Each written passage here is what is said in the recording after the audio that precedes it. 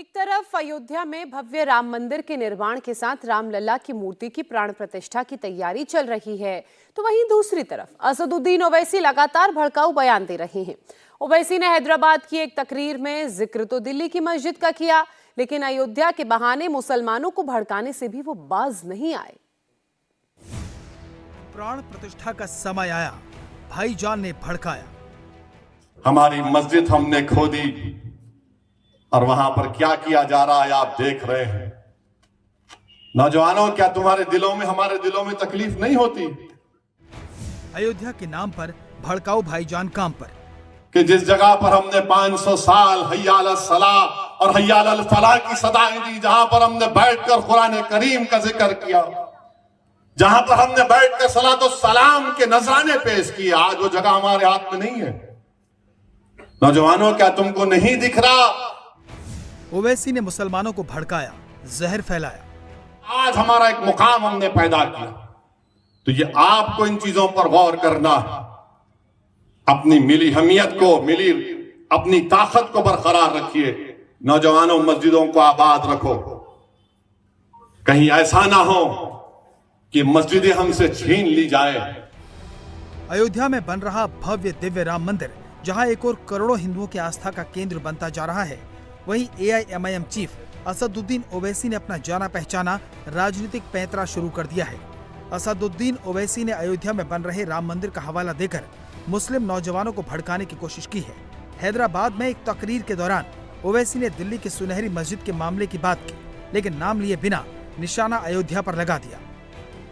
मेरे अजीज दोस्तों और बुजुर्गों और नौजवानों, मस्जिदों को आबाद रखो। नौजवानों, तुमसे मैं कह रहा हूं, हमारी मस्जिद हमने खो दी और वहां पर क्या किया जा रहा है आप देख रहे हैं। नौजवानों, क्या तुम्हारे दिलों में हमारे दिलों में तकलीफ नहीं होती कि जिस जगह पर हमने 500 साल हय्या अल सलाह और हय्या अल फलाह की सदाएं दी, जहां पर हमने बैठकर कुरान करीम का जिक्र किया, जहां पर हमने बैठकर सलातो सलाम के नजराने पेश किए, आज वो जगह हमारे हाथ में नहीं है। नौजवानों, क्या तुमको नहीं दिख रहा कि अभी ऐसे 3-4 मसाजिद हैं जिसमें दिल्ली की सुनेरी वाली मस्जिद भी है? मेरे अजीज दोस्तों, याद रखो नौजवानों, ये जो ताकतें हैं ना, तुम्हारे दिल से जब इत्तेहाद को निकालना चाहते हैं, क्यों निकालना चाहते हैं? मिली गीरत को खत्म कर दिया जाए, मिली हमियत को खत्म कर दिया जाए। बरसों की मेहनतों के बाद आज हमारा एक मुकाम हमने पैदा किया, तो ये आपको इन चीजों पर गौर करना है। अपनी मिली हमियत को, मिली अपनी ताकत को बरकरार रखिए। नौजवानों, मस्जिदों को आबाद रखो। कहीं ऐसा ना हो कि मस्जिदें हमसे छीन ली जाए। बीजेपी ने ओवैसी को जवाब दिया। बीजेपी के IT सेल के हेड अमित मालवीय ने ओवैसी को जवाब देते हुए उन्हें हैदराबाद की मस्जिदों की याद दिलाई। मालवीय ने सोशल मीडिया पर लिखा कि हैदराबाद में साल 2020 में मस्जिद मोहम्मदी और मस्जिद हाशमी को सचिवालय बनाने के लिए तोड़ा गया। उस वक्त ओवैसी, जो कि हैदराबाद से सांसद हैं, उन्होंने एक शब्द भी नहीं बोला। मालवी के साथ साथ बीजेपी के प्रवक्ताओं ने भी पूछा कि क्या बदले ट्रेंड से ओवैसी डरने लगे हैं। जो अगर ओवैसी साहब ये कह रहे हैं तो इसका मीनिंग ये निकलता है कि क्या मुसलमान नौजवानों की रुचि अब मस्जिद जाने में कम हो रही है? मतलब उनके कहने का तो यही मीनिंग निकलता है ना कि भाई इसका मतलब लोगों का मस्जिद जाने की रुचि कम हो रही है, अब वो दूसरी चीजों पे ध्यान देने लगे हैं। या ये हो सकता है कि जो इन्हीं लोगों ने रणनीति बनाई थी कि कहीं पर भी नमाज पढ़ लो, जाके रेलवे प्लेटफॉर्म के ऊपर पढ़ लो, पार्क में जाके पढ़ लो, सड़क के ऊपर पढ़ लो, मस्जिद की क्या जरूरत है? तो अब वो तय करें कि वो ऐसा क्यों बोल रहे हैं। अब वो कहना चाहते हैं कि अब डिसिप्लिन्ड हो जाओ और सड़क, प्लेटफॉर्म, रेलवे स्टेशन से नमाज करना छोड़ के मस्जिद में पढ़ो, या उन्हें इस बात का डर लग रहा है कि अब किसी दूसरी चीजों को युवा जो है ज्यादा महत्व देने लगा है। जहां तक उन्होंने कहा कि 500 साल हमने वहां पर मस्जिद थी, तो मैं ईमानदारी से पूछना चाहता हूं जनाब, अब सारे डॉक्यूमेंट्स तो सामने आ चुके हैं।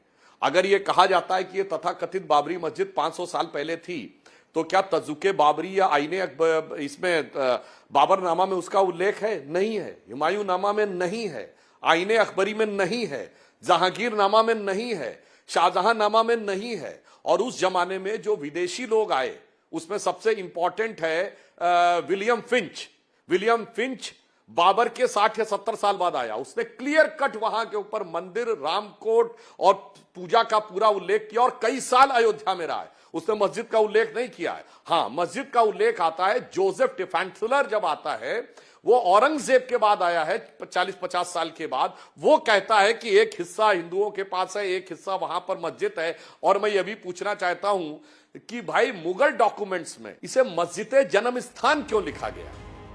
राम मंदिर में रामलला की प्राण प्रतिष्ठा की तैयारियों के वक्त जहां ओवैसी भड़काऊ बयानबाजी में जुटे हैं, वहीं केरल के राज्यपाल और इस्लामिक स्कॉलर आरिफ मोहम्मद खान ने कैसे समझाया, वो भी देख लीजिए।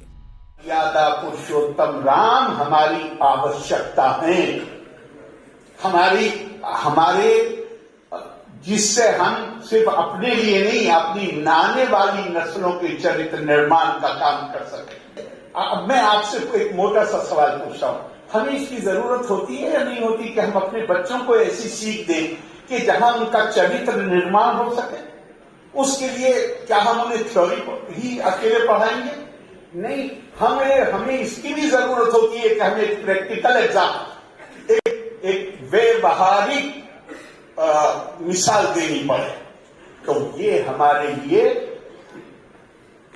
मर्यादा पुरुषोत्तम राम हमारी आवश्यकता है, हमारे जिससे हम सिर्फ अपने लिए नहीं, अपनी आने वाली नस्लों के चरित्र निर्माण का काम कर सकते। रामलला की मूर्ति की प्राण प्रतिष्ठा का वक्त करीब आता जा रहा है। ऐसे में जहां हर तरफ राम धुन सुनाई दे रही है, वहीं इस पर राजनीति के सुर भी तेज होने लगे हैं।